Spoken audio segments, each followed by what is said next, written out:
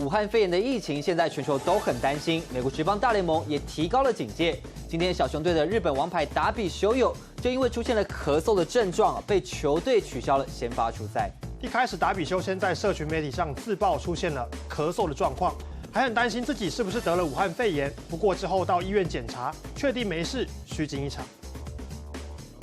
日本和伊朗两国混血的达比修有在 Twitter 上的发文让球迷胆战心惊。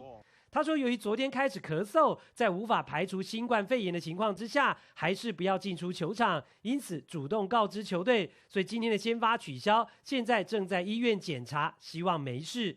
1个小时之后，达比修又发文说，没有发烧，而且流感也是阴性，咳嗽的情况比较减缓。如果继续保持这个状态，隔天就会进行3局的投球练习。看来达比修有身体没有问题，只是虚惊一场。小熊队也松了一口气，道奇也松了一口气，因为背部肌肉紧绷，休息2天的 MVP Cody Bellinger 一归队就开轰，显示身体没问题。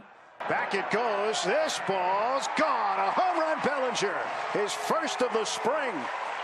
Bellinger 这一发阳春炮也是道奇全场唯一的分数，中场1-5输给运动家。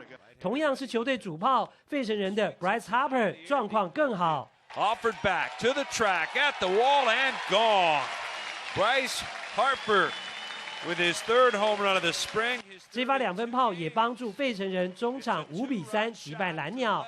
白袜队又砸大钱绑住年轻球员，和24岁的古巴3垒手尤安·蒙卡达签下总值$9000万的延长合约，包括5年$7000万以及第6年的球团选择权。